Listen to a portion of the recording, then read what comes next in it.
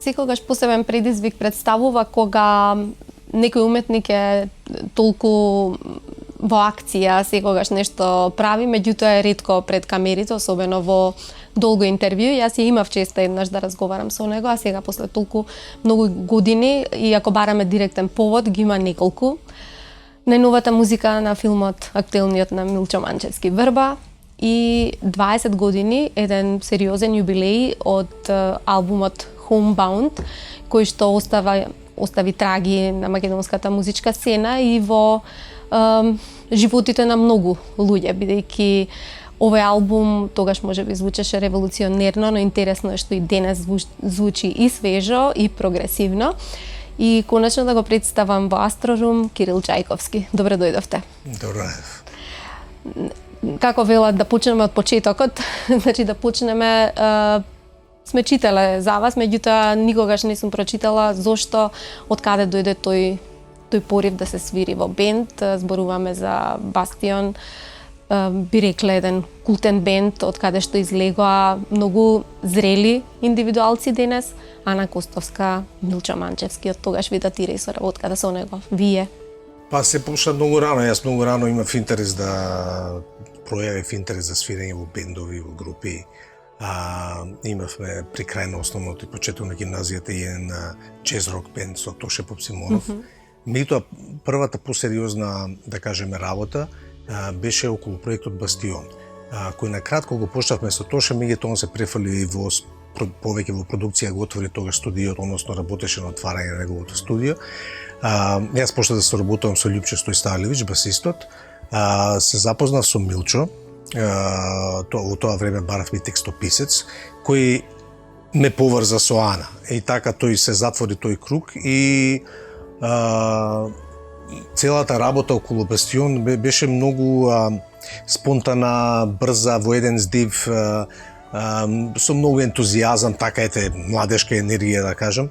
И ние тој материјал го снимивме само за 3 дена во студијата М2 на Македонската радио телевизија. И за жал, подпишавме договор тогаш со ПГП РТБ во Белград, меѓутоа излезе албумот дури за година и пол, за жал, малце со каснење. Меѓутоа ние во меѓувреме бевме активни со тој материјал, излезе видеоспот кој го режираше Милчо, песните се појавија по радиостаниците, ние свиревме во живо, така да тоа имаше така една активност музичка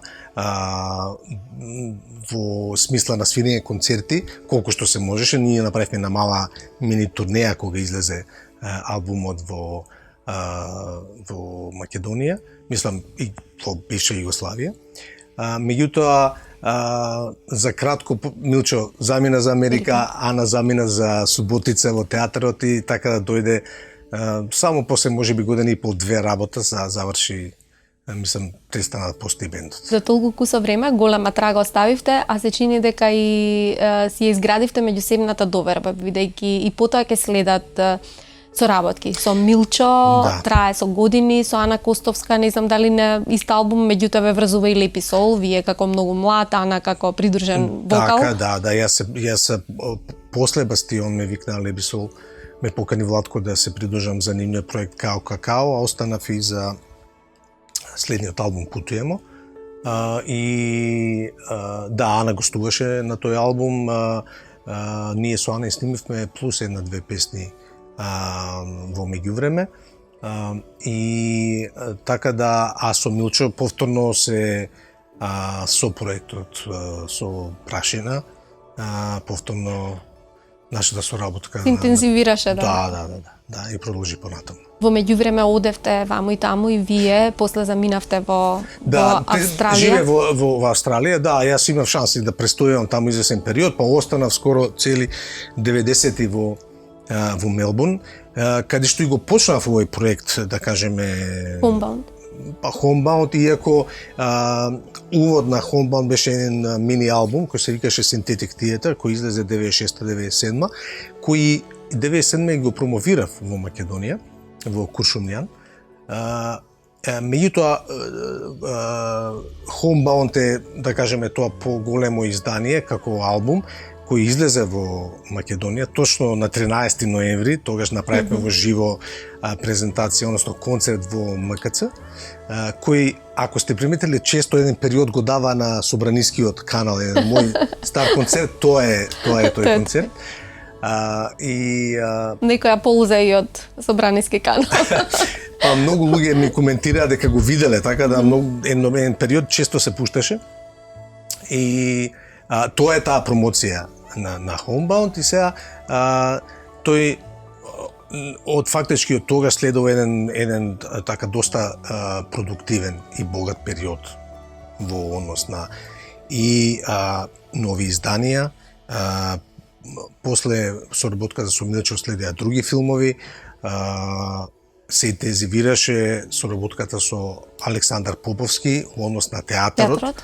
Со Дарко Митревски на со Дарко два Митревски, филма. после работев два филма со Иво Трајков, Големата вода, која што победи на доби гран при и за филм и за музика во Валенсија во Шпанија на интернационалниот фестивал филмски.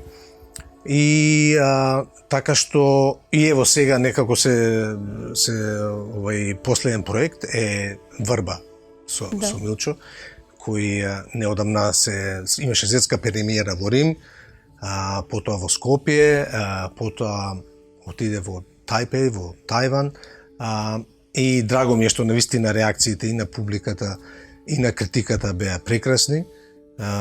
И допрева предстои животот на Врбата. Ќе си го продолжува сега својот живот, филмот по сигурно со многу интернационални филмски фестивали. Ќе се вратиме на филмската музика, но јас не сакам да изумам за Homebound, да ве прашам. Многумина од уметниците велат дека треба некој да се оддалечи од корените за да може да се приближи естетски, музички. Вам ви се случи истото? Како е одстрана да се гледа земјата и како ви успеа да не западнете во да кажеме едно просто копирање на мотиви од македонската музика? Не е воопшто лесно да се помират акустиката и електрониката, а вашата музика е токму тоа, не само да се помират, туку да имаат содейства. Да има некој органски спој. Цело време тоа ми беше намерата. Јас тргнав во таа идеја на фузија на овие две навидум спротивставени работи, со многу почит и многу внимание, и сакав тоа да го изведам на најдостоинствен начин. Не знам дали далечината имаше врска со тоа, затоа што во тој период, да кажеме, е период на голема експанзија на модерна електронска музика. Да кажеме, 90-тите се можеби тоа што се 70-тите за рок-н-ролот, кај што тука се појавуваат плејада на големи електронски артисти кои дефинираат буквално стилови, жанрови кои потоа ќе се распространат низ цел свет и ќе доминираат и ќе вршат влијание до ден до ден денес. И затоа тоа беше првиот импулс, таа една револуција, да кажеме, музичка. сега имаше многу инспиративни проекти кои мене ми дадо идеја за таков спој. Јас што слушнав проекти као Transglobal Underground, Afro-Celt Sound System, потоа излегуваат Leftfield со својот Leftizam албум, кој ми е мене еден од омилени албуми, кој и сите овие проекти, има и други. Понатаму следува и оние лондонската Asian Sounds of the Asian Underground, лондонската сцена која подоцна во рамки на новиот drum and bass ги вклопува индиските, пакистанските традиционални. Се всушност тоа world ethno fusion како веќе И така тоа беше се инспирација јас да размислувам како јас ова што е дел од моето културно наследство да го вклопам во таа една електронска приказна. Имавте предходно презнаење, некакво допир со народен инструмент, со слушање, со свирење музика или гледавте чисто како на феномен на слушање? Само по слушање и по инстинкт, Мислам дека тоа сепак ја нас е од секогаш било се присутно, традиционалниот мелос, традиционалните инструменти, музика. Просто впивате. Па ја мислам дека дури да не посветуваш некој посебно внимание на тоа, не може да не ги чуеш и да ги примиш тие музички влијанија. Не знам, барем јас така го чувствувам тоа многу природно, не дека нешто се требаше да седам специјално истражување да истражувам, да се трудам. Сакав да потребам некои поинтересни, пообскурни архивски снимци од македонска музика и тука морам да го споменам Горан Трајковски од Анастазија, многу ми помогна тогаш во таа поддршка ми даде некои материјали кај што ќе можам да чујам, да искористам, да истражувам и за Homebound стварно многу ми помогна во таа смисла. Сепак вашата музика вака некој кој што не ја познава ниту македонската, ниту таа електронска сцена, ќе рече дека звучи светски, глобално разбирлива, универзална. Во таа смисла како ви успеа да си го најдете сопствениот глас и да се издвоите од сите, од морето бендови? Ја споменавте Анастасија која што повлече зад себе. Се родија многу, меѓутоа ретко кој од нив, дали на моменти ќе најдеше да прозвучи лично свое, меѓутоа сите помалку или повеќе има ист пристап. Па јас можеби имав таа прилика да го тестирам ова на меѓународниот пазар.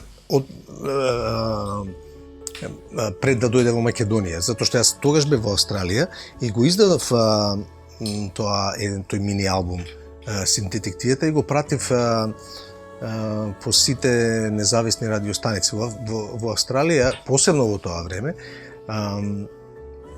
радиостаниците кои ја покриваат алтернативната сцена се многу влијателни, многу големи и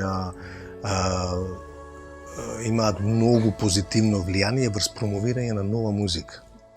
И мене ми беше многу драго што можев јас тоа на личен пример да го доживеам.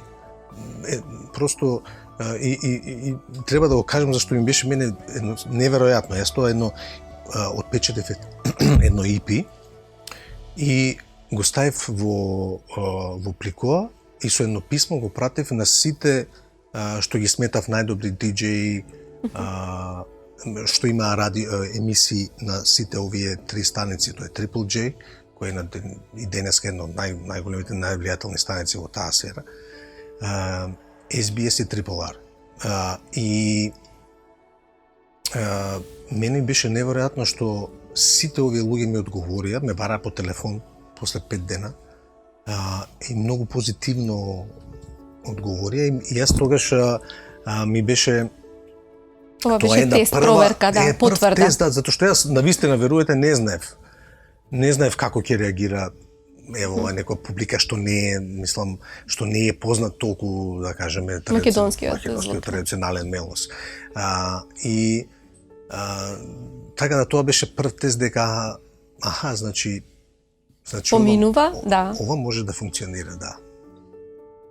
Интересно е што соработувате, да речеме, во иста мерка и со странски уметници и со домашни, како по правило некој вокалите би се афроамериканци или некако, не знам како ги бирате, не верувам дека по раса, туку по боја, по нивната природа на гласот, а другите уметници се наши и редовно имате на сцена. Имате потреба од поддршка некаква или да дадете поголема живост на музиката? Јас од што ќе ги спомнам и на пример и Лефтфил повторно, кој ево електронскиот бенд што го спомнав као големо влијание. На пример, они двајцата, покрај што прави електронска музика, беа вистински музичари. Едниот беше тапана, другиот клавитурист. И они, на пример, нивниот жив настап беше со електроника, ама подкрепен со живи инструменти. И мене од секоја што идејата им беше да поготово користејќи мотиви на традиционални инструменти, сакав тоа само да се репродуцира во живо. Сосема логично. Така што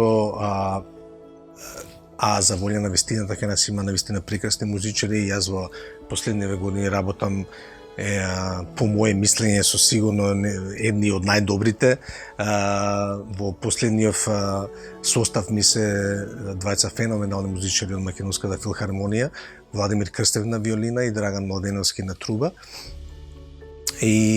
А вокалните гости се некако случајно Тике Вандер, девојката од Њујорк, ја запознат преку Дуке Бојачиев. И уште пред 10 години, од тогаш продолжи, мислам, таа соработка. Имаше сега мала пауза, пак повторно се врати, она имаше големи ангажмани во Америка со својата сестра, има свој еден сајт што го развива и така имаше доста ангажмани околу таа работа. Меѓутоа повторно се враќа, повторно ќе доне турнеја едната година. Иначе го најдов и нов соработник кој е фактички роден во Лондон, нигеријско-италијанско потекло, па живее во Италија, иначе реге каунт-аутор да кажам, и тоа многу добар рапер во исто време. И случајно некако успеавме да ги сконтактираме преку интернет. Прекрасна енергија, мислам, тоа што го видов. Да, многу концертите. Одличен и како автор одличен за соработка и многу добар е на сцена. Он има свој бенд во живо, настапува на многу фестивали низ Европа и така е искусен перформер. И домашниве музичари, сите имаат своји проекти, многу интересно тоа е што еден кружок од луѓе кои што се врвни музичари, го споменавте Дуке, Емин Джијан е тука, Гоце Стевковски. Гоце Стевковски, Никола Коџабашија, кој ми беше огромна поддршка кога работевме, Прашина, саундтракот. Таму имаше гудачи многу и такви аранжмани. И така да сите се ова навистина и феноменални музичари и многу добри пријатели, можам да кажам. Така да тоа е некако заедно се убаво споено. Вие сте таква личност што интересно бавните теми ви се елегантни, танга, смирени, грациозни, а овие брзиве теми се толку фуриозни што е, не знам, некој како да ги земал Продиджи и да ги помешал со зурли, со тапани.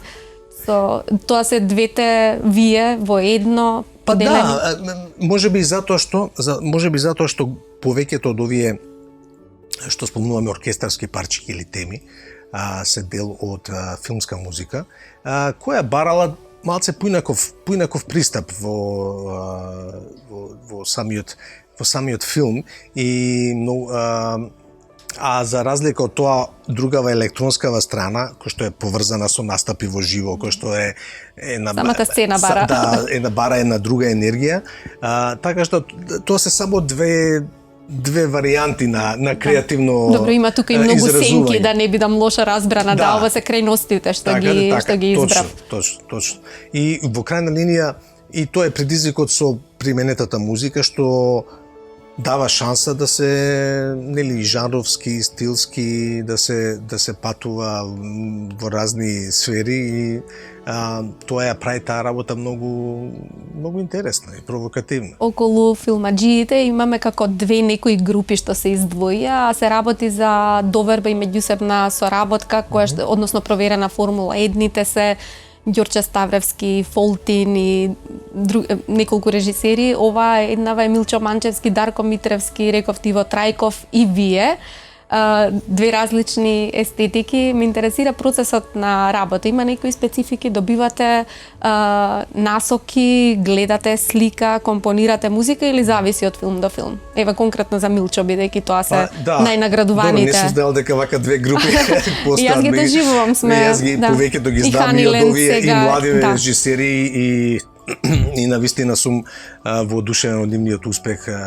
Имаме една електронска и една кабаретска, ваму се Фолтиновци, ваму сте вие. Иначе со Фолтин сме одлични пријатели, сме соработувале во минатото. Дури имаме некои песни заедно снимени кои тоа не го знам, тој момент. Да, би било интересно. Поготово една песна снимивме заедно за една театарска представа. Кај што Бранко пее и тоа наскоро ќе излезе. Има еден цел материјал од театарскиве представи на компилација која ја спремам подолго време и би сакал наскоро да се намножија проекти, ама не стигнавте од филмовите и од живите настапи. Да кажем да. Гледав да има тоа некое свое темпо. А иначе што се однесува до работата на филмови, мислам дека секој композитор што работел на филмски проекти, отприлика сличен е процесот. Често зависи од режисерот, колку рано сака да го вклопи композиторот во процесот на стварање на музиката за филм. Например, со Милчо ми го даде сценариот уште кога уште пред да почне да снима. Па и Дарко исто за трето полувреме. И тоа е значи од сценариото, од читањето на сценариото, потоа следува дискусии со режисерот, и кај што режисерот дава назнаки како, во кој правец би се движиле, како да размислуваме. Тоа е едниот начин како се работи. Почестиот начин е веќе филмот снимен, во груба монтажа и тогаш се вика композиторот. Тоа е почест начин и кај што често бара многу брзо да се носат одлуки и да се работи со кратки рокови, стално е тоа маце знае да биде стресно. Да. Но едно е константа, секогаш кога е во прашање вашата музика и филмот, трейлерите се повеќе од трейлери. Тоа се редовно спотови, кои што потоа се вртат и ја надминуваат дури некогаш и популарноста на филмот. Па сега, драго ми е да го чујам тоа. Тоа мислам дека почна од прашина, од Homebound, прво ја користевме Primitive Science, меѓутоа и од неколкуте теми како што беа тангото и крајната тема и сам една од главните теми, исто се направија убави спотови, така што тоа некако као да го прошири презентирањето на филмот во една малце друга димензија. И секогаш и така било, обично со сите овие филмови, трейлерите, музика за трейлерите јас сум ја правил. Иначе обично во светска продукција не се посветува толкова внимание. Не, се посветува, меѓутоа ангажира други луѓе. Специјално за трейлери. Меѓутоа за сите овие филмови јас што сум работел, секогаш јас сум ја правил музиката за трейлери. И најчесто е искористен голем дел од саундтракот. Среќа или можеби несреќа што постигнавте таква популарност со Primitive Science, да кажеме, стана ваш белег или синоним за музиката на Кирил Џајковски, тоа ве обврзува да се држите во стилот, не ви е дозволено да отидете некаде на страна, размислувате некогаш, ви е страв да пробате нови нешта? Не ми е страв, никош не сум размислувал така и секогаш гледам да биде тоа што поинтересно и покреативно од моја страна. Секогаш се обидувам некако да се ставам улога на слушател, па да можам да судам за тоа што го работам, што е многу тешко, нели? За секој автор е тешко да има емотивна дистанца од тоа, поготово за нешто што го работи толку многу и толку долго и нешто во работниот процес толку пати ќе чуете нешто. Имате луѓе од доверба што им давате да чујат од различна... Да, нормално. Тоа е и тоа не мора да се стрикно музичари или И луѓе писателите си ги даваат книгите на различни луѓе со различен бекграунд за да Да, исто е со музиката. Исто и мислам дека неопходно е да се добие малце фидбек од други луѓе затоа што се преангажирани и се губи таа објективност. Нормално е тоа, мислам.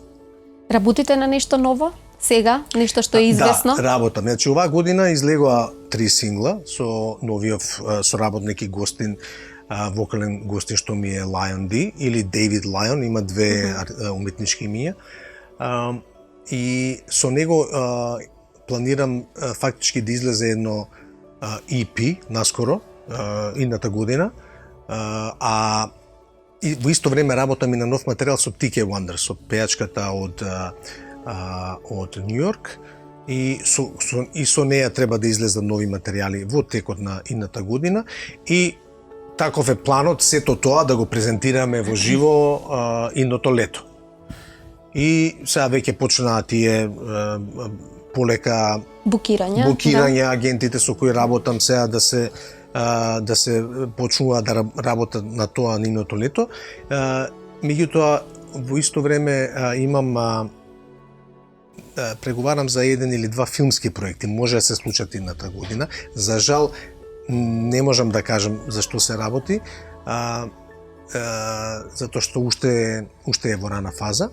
Меѓутоа има шанси да се работи, да работам музика за уште еден филм идната година. Со Александар Поповски има шанси да работиме повторно идната година. Он работи сега како уметнички директор во Марибор.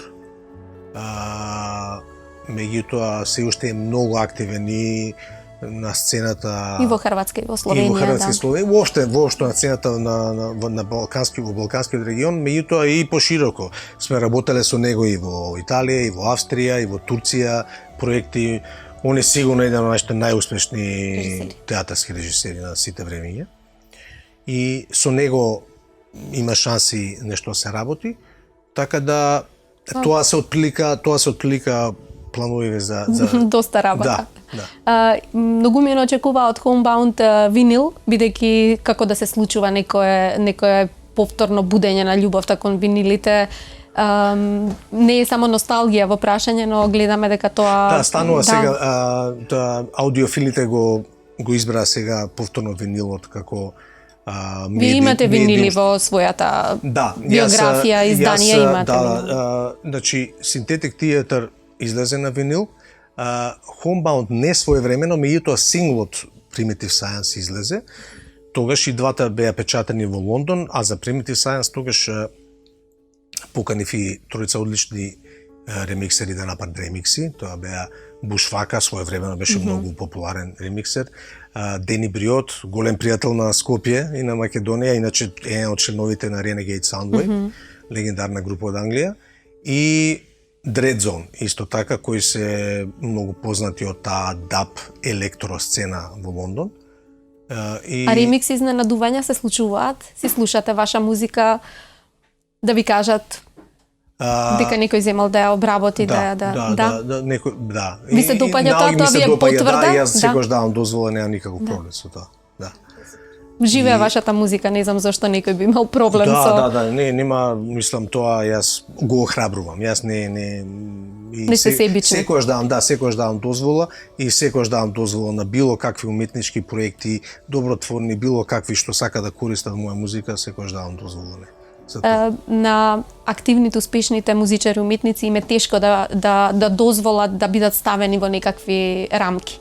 Вие сте веќе докажан зрел музичар, бараат од вас некој да научи нешто, сакаат да ве ангажираат, бидејќи сега и музичките академии не се тоа што беа порано, има и повеќе оддели. За електронска музика вие сте и практичар и уметник. Имате што да дадете, има такви некакви најави, бидејќи луѓето размислуваат понатаму да го предадат своето знаење. Да, со тоа што јас во однос на електрониката, толку е напред отидено, во смисла на прво на развојот на софтверите, второ... Ги следите, морате да ги следите или одите на... Не, све следам јас, затоа што користам, да кажеме, нели нормално користам својата работа и следам. Мене интернетот, компјутерите, тоа не ми е, мислам, ми е нешто сосема нормално, што не го мислам што сите се сложуваат за практичната страна на тоа дека е феноменална и толку е отидено напред што значи во однос на развојот на софтверите и во однос на интернет комуникацијата, едукативната комуникација е толку присутна што за многу работи има прекрасни и многу користни, например, туторијали на видео, школи, да. Сметате дека веќе физичкото присуство не е потребно? Да, мислам дека физичкото присуство не е потребно. Ако некој стварно има ентузијазам, многу брзо може да се научи.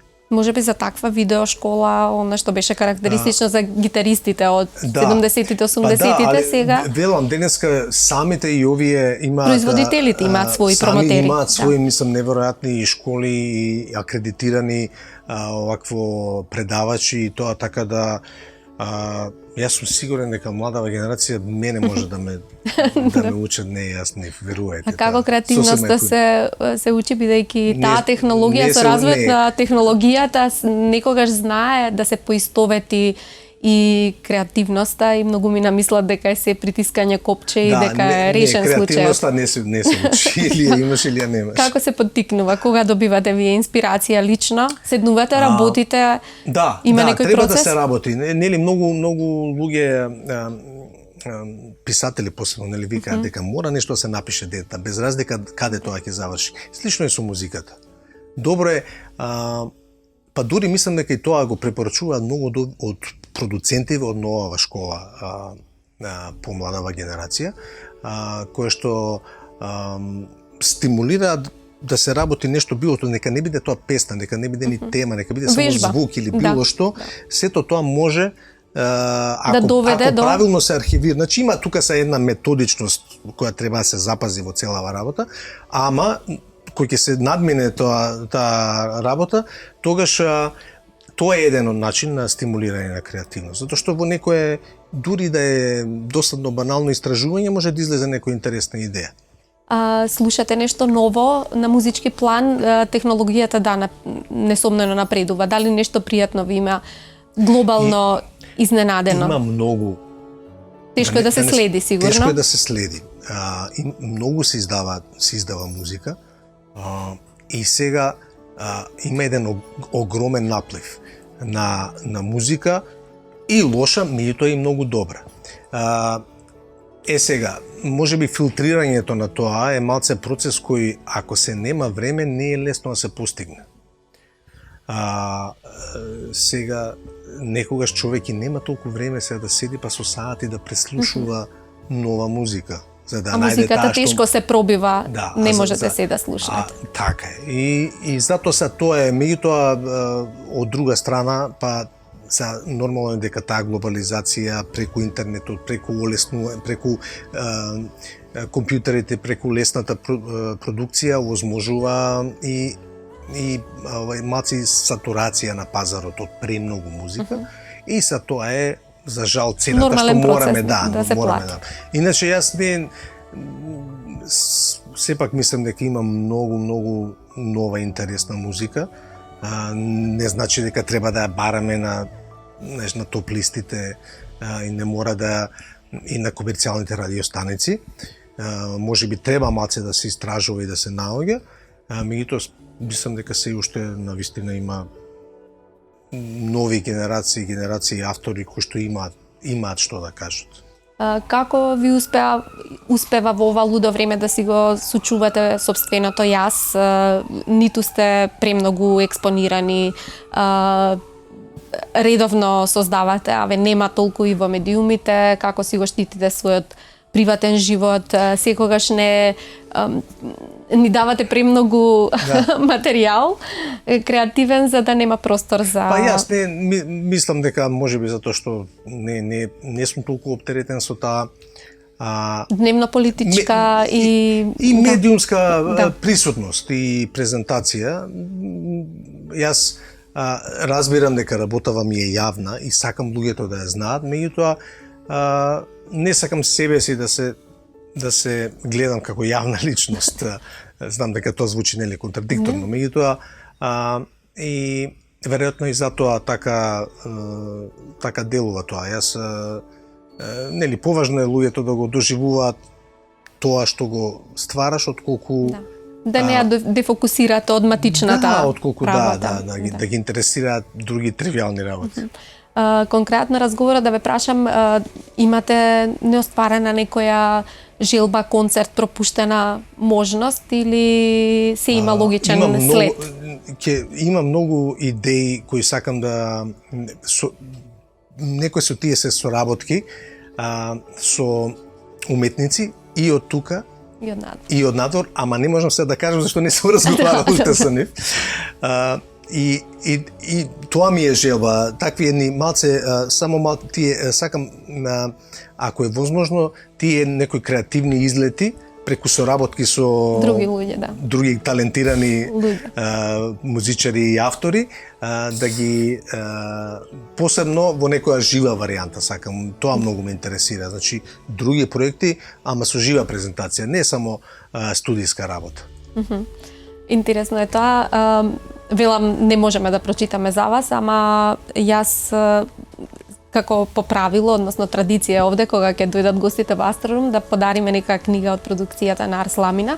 Знам дека имате мали деца и верувам дека, како што вам ми значи фолклорот, ќе им значат бајките од Македонија, зашто и ние имаме убави бајки, исто толку убави како Андерсеновите, но досега не беа интерпретирани на тој начин кој што им е најдопадлив на децата, тоа е со прекрасни илустрации кои што ќе ги навлечат на читањето. Онака малку перфидно, но тоа е. Детето сака прво да види, да се соживее и да слушне, да се навикне на читање. Ви благодарам за ова гостување. Фала и ова е подарок од литература.